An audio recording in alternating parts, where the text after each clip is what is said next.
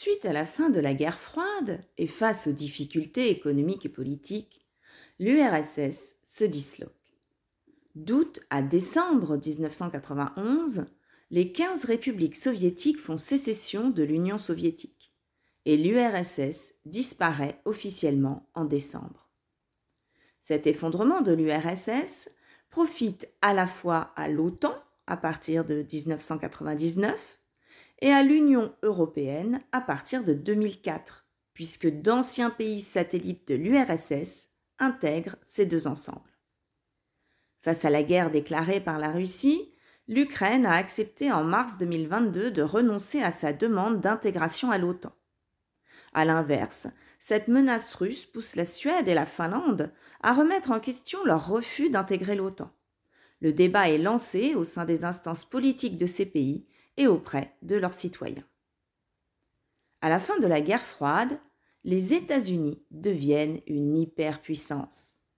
Une hyperpuissance est une nation dont l'influence mondiale est incontestable dans la plupart des domaines économiques, technologiques, financiers, militaires, géopolitiques, diplomatiques, culturels et médiatiques. L'hyperpuissance américaine repose sur la supériorité militaire, la réussite économique, la domination technologique et l'influence culturelle. Les États-Unis deviennent les gendarmes du monde.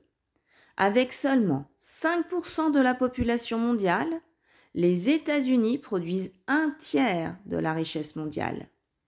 Les États-Unis sont aussi la première puissance militaire, avec un tiers des dépenses militaires mondiales.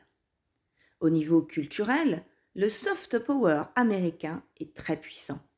Les films, séries, produits diffusent l'American Way of Life.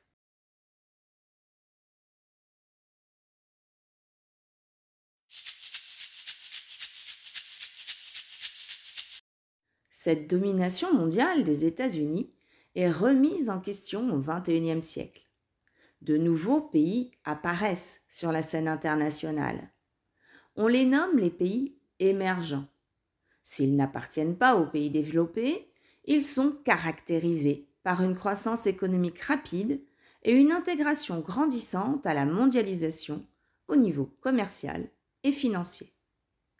Les pays émergents, dans leur ensemble, connaissent un accroissement de leurs revenus par habitant et donc une augmentation de leur part dans le revenu mondial. Ces pays émergents sont invités à rejoindre une nouvelle organisation créée en 1999, le groupe des 20, aussi appelé G20. Le but de ce nouveau groupe est alors de favoriser la stabilité financière internationale et de créer des possibilités de dialogue entre pays industrialisés et pays émergents. En 2021, le G20 représente 75% du commerce mondial, près des 2 tiers de la population mondiale et plus de 80% du produit mondial brut. En 2014, le PIB en parité de pouvoir d'achat de la Chine a dépassé celui des États-Unis. Mais la Chine reste la deuxième puissance économique mondiale. D'après la Banque mondiale, la Chine pourrait devenir la première puissance économique de la planète en dépassant les États-Unis entre 2020 et 2030. En 2018, la Chine réalisait près du tiers de la production industrielle mondiale. La Chine s'impose aussi parmi les grandes puissances militaires, mais elle tente de développer en complémentarité son soft power. Parmi les puissances émergentes, on distingue les 5 pays composant les BRICS, le Brésil, la Russie, l'Inde, la Chine et l'Afrique du Sud. La Chine, l'Inde et le Brésil sont considérés comme les grandes puissances émergentes actuelles, tandis que la Russie est considérée comme une puissance en voie de restauration. Les pays des BRICS représentent 25% du PIB mondial et ont une population de 3 milliards d'habitants, soit 41% de la population mondiale.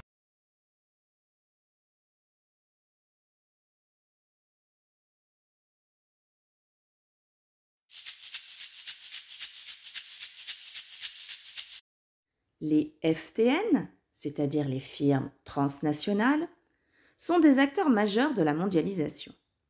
Une firme transnationale, aussi appelée multinationale, est une entreprise active et implantée dans plusieurs pays grâce aux filiales qu'elle détient.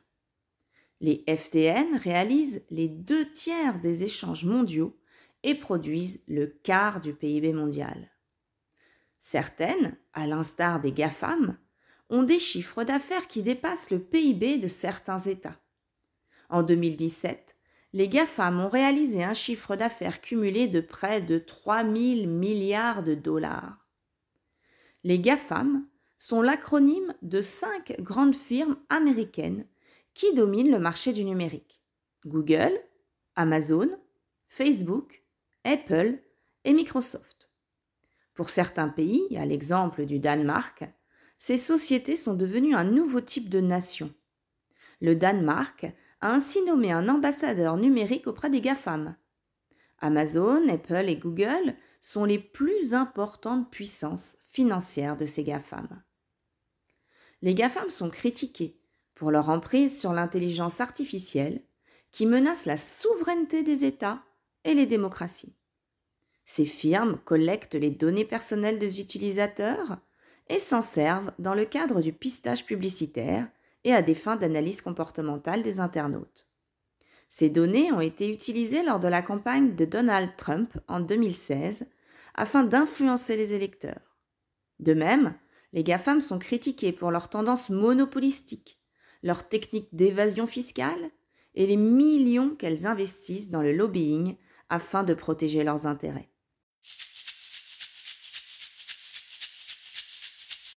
Depuis le XXIe siècle, les conflits touchent principalement les pays dits du Sud. Les continents les plus touchés par les conflits sont l'Afrique et l'Asie. Ces dernières années, 4 conflits principaux sont à l'origine d'un nombre de morts important, ainsi que d'un grand nombre de réfugiés. Il s'agit de la Syrie, de l'Afghanistan, du Soudan et de la Somalie. Les civils sont les premières victimes de ces conflits, puisqu'ils représentent 90% des décès. Le bilan humain n'est pas le seul facteur à prendre en compte lors d'une guerre ou d'un conflit. Il y a aussi les blessés, les viols, les enfants soldats, ainsi que toutes les formes de souffrance psychologique et les pénuries.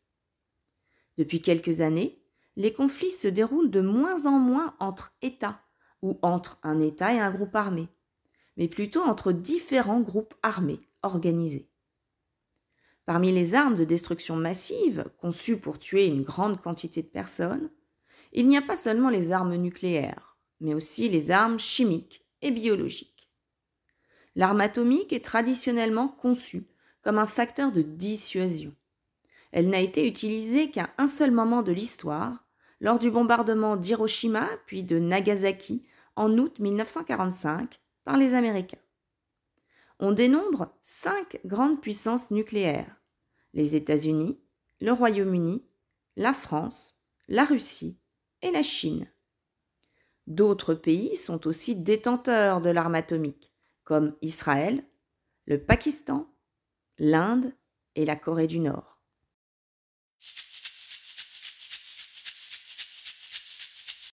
En 1994, un attentat qui aboutit à la mort du président rwandais est attribué aux Tutsis par des extrémistes Hutus. Une guerre civile éclate au Rwanda entre la majorité Hutu et la minorité Tutsi. Les violences, attisées par les autorités nationales et locales, les médias rwandais ainsi que par les milices Hutus, aboutissent au massacre systématique des Tutsis. Ces 3 mois de violence visant hommes, femmes et enfants se soldent par un génocide de grande ampleur, entre 800 000 et 1 million de morts. 75% des Tutsis ont été massacrés. À l'échelle internationale, le tribunal pénal international pour le Rwanda est mis en place par l'ONU en novembre 1994. Celui-ci, installé en Tanzanie, fonctionne jusqu'en 2015. Il est chargé de juger les dirigeants impliqués dans le génocide. 93 personnes sont mises en accusation. Au vu du nombre de génocidaires, le gouvernement rwandais instaure en complément des tribunaux locaux, que l'on appelle les gacaca.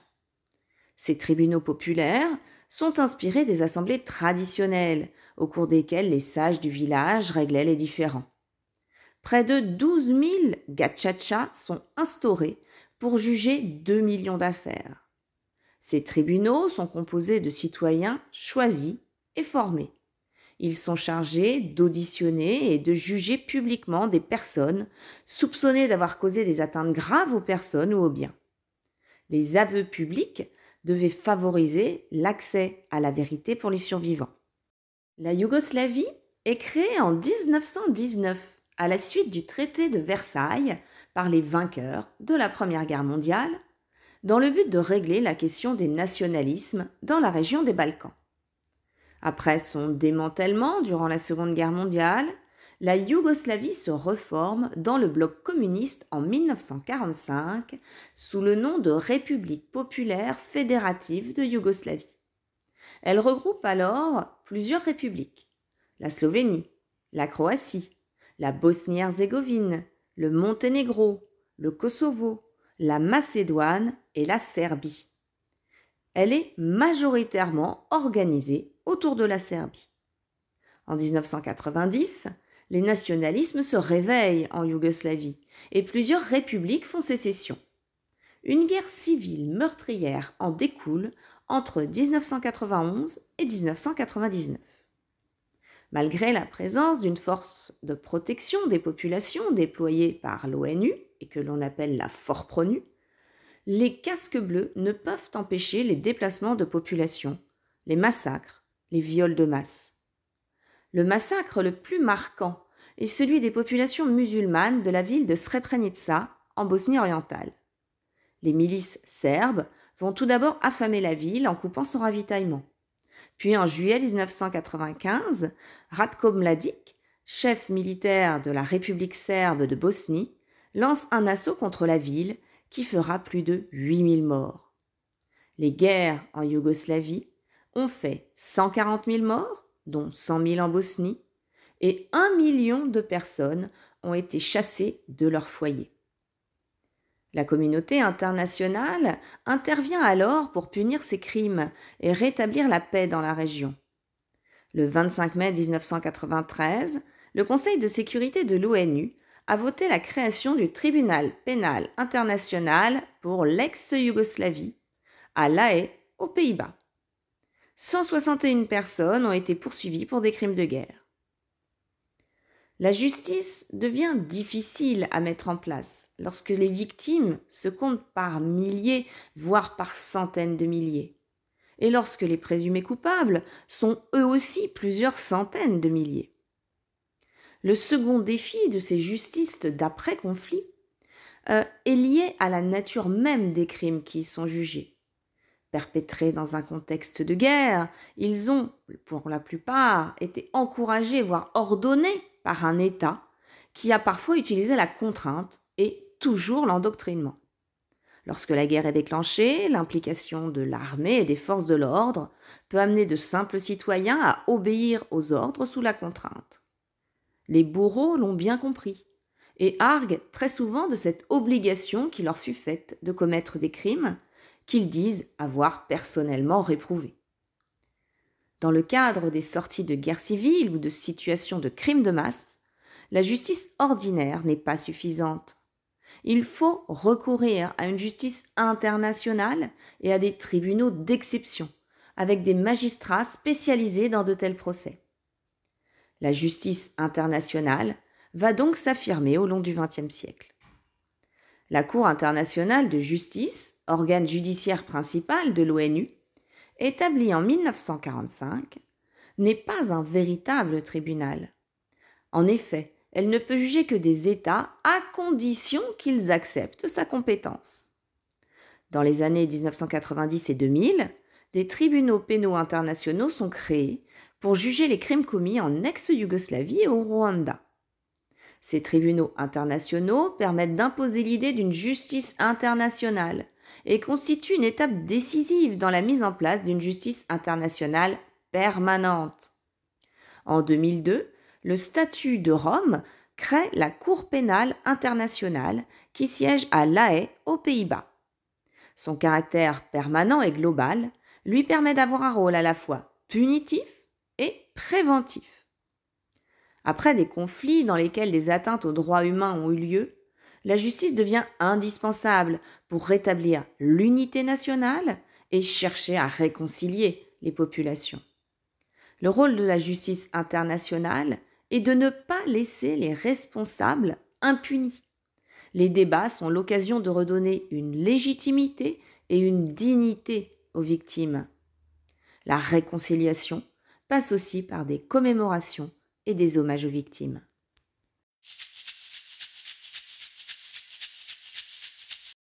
Le terrorisme est l'emploi de la terreur à des fins idéologiques, politiques ou religieuses.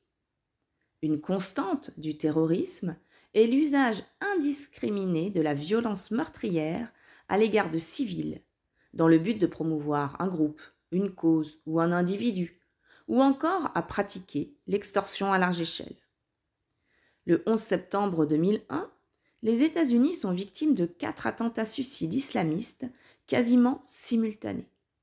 Les terroristes détournent des avions de ligne qu'ils font s'écraser sur les tours jumelles du World Trade Center, symbole de la puissance économique américaine, et sur le Pentagone, qui est le quartier général du département de la défense américaine. Le dernier avion est empêché par les passagers d'atteindre sa cible, que l'on suppose être un objectif politique, comme le Capitole ou la Maison-Blanche. Ce dernier avion s'écrase à la place en Pennsylvanie grâce à l'action héroïque des passagers. Le bilan humain de ces attentats du 11 septembre est terrible. Il s'élève à environ 3000 morts. Ces attentats sont réalisés par 19 membres du réseau djihadiste Al-Qaïda. Oussama Ben Laden revendique la paternité des attentats. Les États-Unis déclarent la guerre à l'axe du mal, selon l'expression de George W. Bush, qui est président des États-Unis à l'époque. Ils partent en guerre contre le terrorisme, sous mandat de l'ONU en Afghanistan en 2001, mais aussi de manière unilatérale en Irak en 2003. Le dictateur Saddam Hussein est renversé, mais la situation en Irak tourne à la guérilla et déstabilise la région. Le retrait américain et la fin de l'intervention militaire en Irak et en Afghanistan ne s'achèvent qu'en 2021. Mais les actions terroristes se poursuivent contre les intérêts américains et leurs alliés.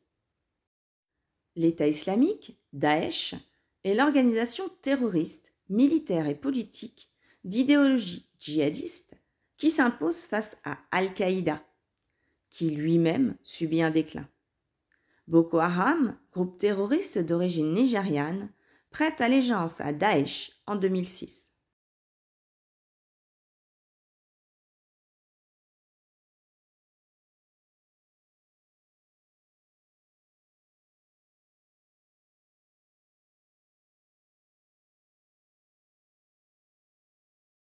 En janvier 2015, 3 attentats terroristes se succèdent sur 3 jours en France.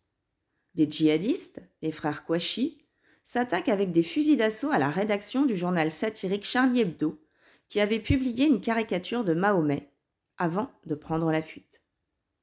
12 personnes sont assassinées, dont 8 journalistes et un gardien de la paix, et 11 personnes sont blessées. Les frères Kouachi sont abattus 2 jours plus tard. Cet attentat est suivi par l'assassinat de Clarissa Jean-Philippe, une policière municipale à Montrouge, le 8 janvier, par Ahmed Koulibaly, un proche des frères Kouachi. Le lendemain, le terroriste tue 4 personnes au cours d'une prise d'otage à l'hypercachère de Vincennes. Il est abattu lors de l'assaut. L'émotion et le choc sont à leur comble. La France reçoit de nombreux témoignages de solidarité des nations étrangères.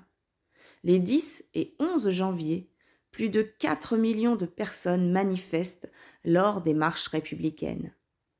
44 chefs d'État et de gouvernement se rendent en France et défilent à Paris en soutien. Le 13 novembre de la même année, Daesh cible une nouvelle fois la France au travers d'une série de fusillades et d'attaques suicides islamistes perpétrées à Paris et dans sa périphérie par 3 commandos distincts.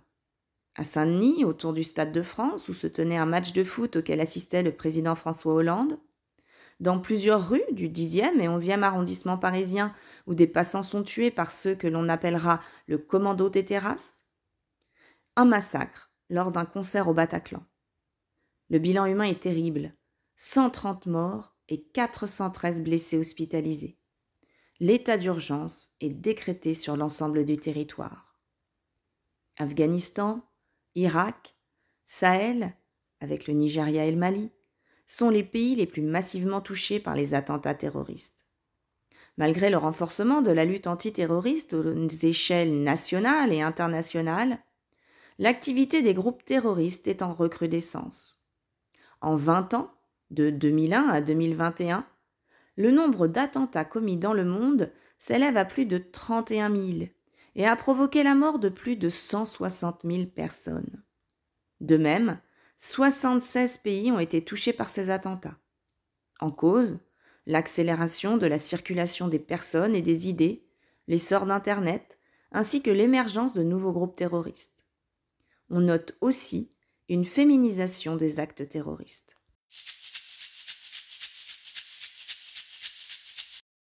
De 1948 à 1991, l'apartheid règne en Afrique du Sud. L'apartheid signifie séparation. Elle consiste en une politique de discrimination institutionnalisée par le Parti national. L'apartheid est fondée sur le principe de développement séparé des populations dans des zones géographiques déterminées selon des critères raciaux ou ethniques.